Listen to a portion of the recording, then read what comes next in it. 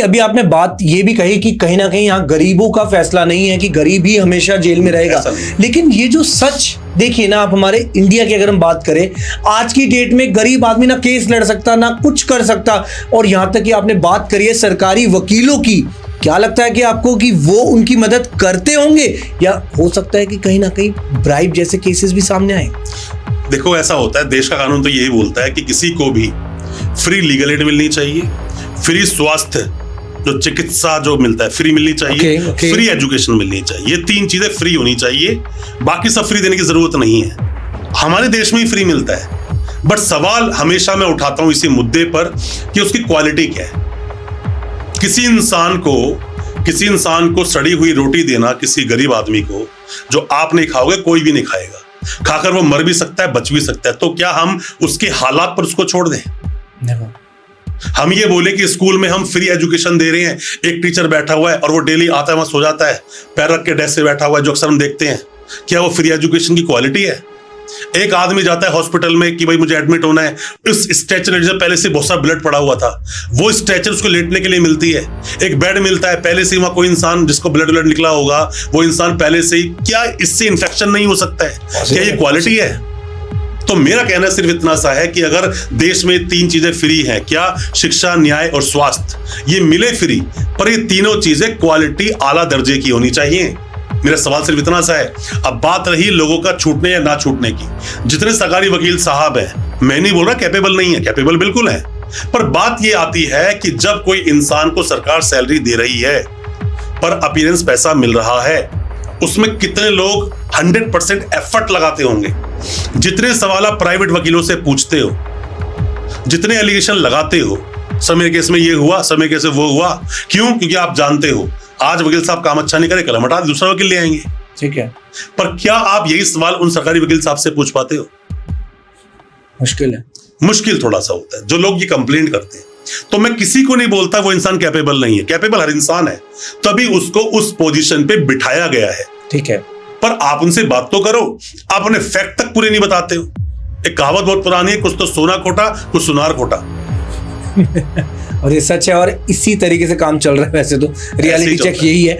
और देखिए साथ साथ हम बात करते हैं, अगर बेल पर भी मैं कुछ क्वेश्चन आपसे करूं, बेल को इस तरीके से मैनिपुलेट कर दिया जाता है, इतने सारे रास्ते निकाल दिए जाते हैं कानून में।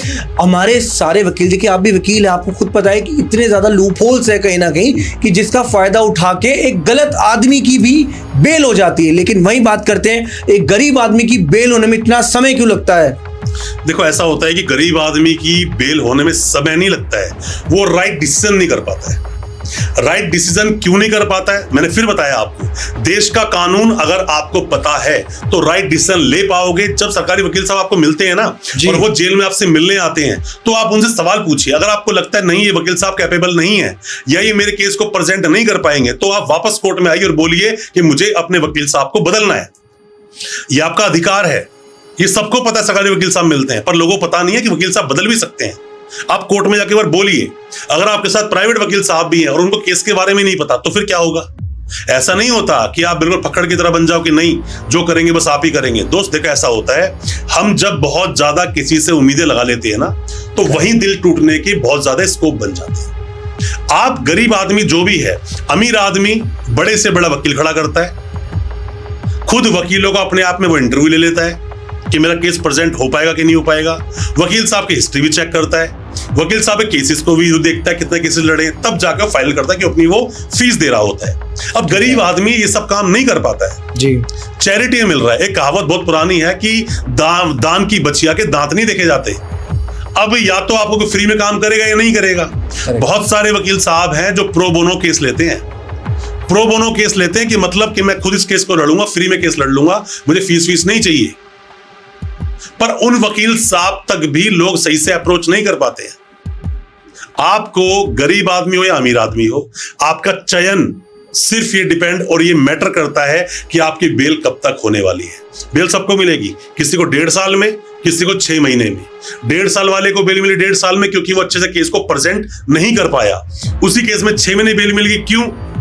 बड़े से बड़े वकील साहब खड़े कर लिए थे उसने। ठीक है, अब शुरुआत करते हैं कि जब किसी पे कोई क्रिमिनल केस रजिस्टर होने वाला होता है उससे पहले होती है एफआईआर, राइट। एफआईआर के बारे में मैं थोड़ा सा आपसे जानना चाहूंगा कि देखिए एफआईआर में ना हमेशा डेट टाइम प्लेस बहुत मैटर करती है, और हमेशा जितने भी हमने चाहे मूवीज भी देखी हो ना कि जितनी भी मैनिपुलेशन होती है ना यार, वो डेट टाइम प्लेस और साथ साथ उस व्यक्ति का नाम उस वक्त क्या लिखा गया और कोर्ट में किस नाम से वो पेश किया गया, तो ये चीजें कितनी मैटर करती है। देखो ऐसा होता है कि जब भी कोई एफआईआर लॉन्च होती है ना उससे पहले एक तहरीर बनती है या फिर हम बोले कंप्लेंट बनती है। कंप्लेंट से एफआईआर बनती है हमेशा, ऐसा नहीं सीधे एफआईआर कट गई। या फिर जो बहुत सीरियस अपराध होते हैं उसमें तो विक्टिम कोर्ट वहां पे पुलिस स्टेशन में पहुंचता है, वो बोलता है और सामने वाला लिख रहा होता है, तो भी तो वो कंप्लेंट ही है, वो सीधी एफआईआर नहीं दर्ज हो जाती है सीधी। अब इसमें होता क्या है कि अगर डेट टाइम प्लेस अगर मिसिंग है तो आपको बहुत सारे रास्ते बन जाते हैं बेल लेने में, केस को क्वैश करवाने में।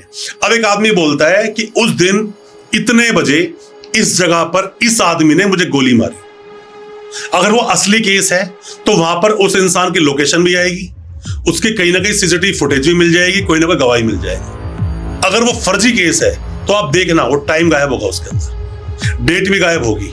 अब इसी में जब कोई फर्जी केस होते हैं ना, मान लीजिए फर्जी केस किसी बनाना है जी, पॉक्सो केस बनाना है किसी का, तो उसमें किस तरह से एक स्टेटमेंट लिखवाई जाएगी, उसमें लिखा जाएगा उसके अंदर कि ये अंकल जो मेरी गली में ही कहीं पर काम करते हैं, उनकी एक दुकान चलती है और मैं यहाँ पर रहती हूँ। उस लड़की की उम्र कुछ भी हो सकती है, 12 साल 13 साल 15 साल। वो बोलते हैं कि आज से लगभग 2-2.5 महीने पहले मैं इस अंकल की दुकान पर कुछ सामान लेने के लिए गई थी, उन अंकल ने मुझे दुकान में खींच लिया, मेरे साथ में गलत हरकत की और मुझे बोला कि किसी को भी अगर बताएगी तो तेरी छोटी बहन को भी जान से मार दूंगा और तेरी मदर को भी जान से मार दूंगा, और यही काम दोबारा भी तेरे साथ करूंगा। तो मैं डर के मारे नहीं बोल पाई।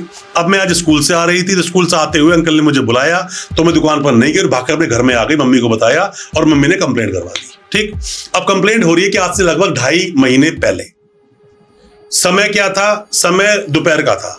दोपहर का मतलब वो 11-12 बजे से लेकर शाम 6 बजे तक भी हो सकता है। ठीक है, डेट क्या थी? डेट मुझे याद नहीं है, तीनों चीज गायब है, डेट टाइम प्लेस। प्लेस तो ठीक है कि वो दुकान है, पर वहां पर वो गायब है, डेट और टाइम। अब वो कैसे पता करेगा वो आदमी कि जिस डेट की बात कर रही है बच्चा यहां पर था कि नहीं, या मैं यहां पर था कि नहीं? वो कैसे बात करेगा कि उस टाइम कितना था, बच्चे का ट्यूशन टाइम कितना था? तो जब फर्जी केस दर्ज कराए जाते हैं ना, मैं नहीं बोल रहा कि जो स्टोरी मैंने बताई ये जेन्युइन नहीं हो सकती, पर मैं ये कह रहा हूं कि अगर वो जेन्युइन है तो लोगों को ज्यादातर डेट टाइम प्लेस याद रहता है, तो ये चीजें यहां पर मिस पाई जाती है। तो इस तरह के केसेस दर्ज होते हैं और ऐसे केसेस में कई बार हमें बेनिफिट मिल जाता है अगर वो पॉक्सो जैसे केसेस नहीं है। कोई आदमी बोल रहा है कि इसने मुझे चाकू मारा और वो डेट टाइम प्लेस नहीं दे पा रहा है, तो बर्डन ऑफ प्रूफ स्टेट पर है, वो अपना ही केस प्रूफ नहीं कर पा रहा। पर पॉक्सो में बर्डन ऑफ प्रूफ किस पर है? वो एक्यूज पर है, जिसके ऊपर इल्जाम लगाया जा रहा है। तो ऐसे में डेट टाइम प्लेस की बहुत ज्यादा वैल्यू होती है और देखा जाता है। कई बार तो ऐसा होता है कि बंदे को अरेस्ट पहले कर लिया, एफआईआर बाद में हो रही है। अरेस्ट हमेशा एफआईआर के बाद होगा। इंसान, आप किसी को बुला सकते हो, कस्टडी में ले सकते हो, पूछताछ चल सकती है, पर अरेस्ट तभी होगा जब एफआईआर लॉन्च जाएगी। गॉट इट, ठीक है। अब देखिए यहां पर अगर बात करें विटनेस की, केस चल रहा है जो भी आपने अभी A to Z एग्जांपल दिया, ठीक है, तो ऐसे केस में जब विटनेस से कुछ भी पूछ सकते हैं वकील साहब रिलेटेड टू एनीथिंग, हक होता है इतना? देखिए अल्टीमेटली ये होता है कि हमें सच को बाहर निकलना है। अल्टीमेटली फेयर ट्रायल की बात हो रही है, फेयर जस्टिस की बात हो रही है, ठीक है, क्योंकि ऐसा नहीं कि किसी के साथ न्याय हो रहा है, न्याय होते हुए दिखना भी तो चाहिए। Justice delayed is justice denied, simple सी स्टेटमेंट की जाती है। अब मैं सवाल किसी इंसान से पूछ रहा हूं, देखो बहुत सारे सवालों में हमें रोक दिया जाता है। पॉक्सो में मैं कोई भी सवाल नहीं पूछ सकता। लड़की रेप की विक्टिम आई है तो मैं उससे कुछ भी सवाल नहीं पूछ सकता। जब मैं कुछ सवाल उससे पूछ रहा हूं तो कई बार यह होता है कि हम उसके कैरेक्टर का एसेसिनेशन कर रहे हैं, हम उसके कैरेक्टर उछाल रहे हैं। पर मैं जब सवाल पूछूंगा नहीं, एक लड़की के साथ एक थोड़ा बोल्ड सवाल यहाँ पे शुरू होता है। हम वो कहते हैं, लड़की बोलती है इसने रेप किया, तो मैं सवाल पूछता हूं कि रेप हुआ, रेप का मतलब क्या है आपका? वो कहते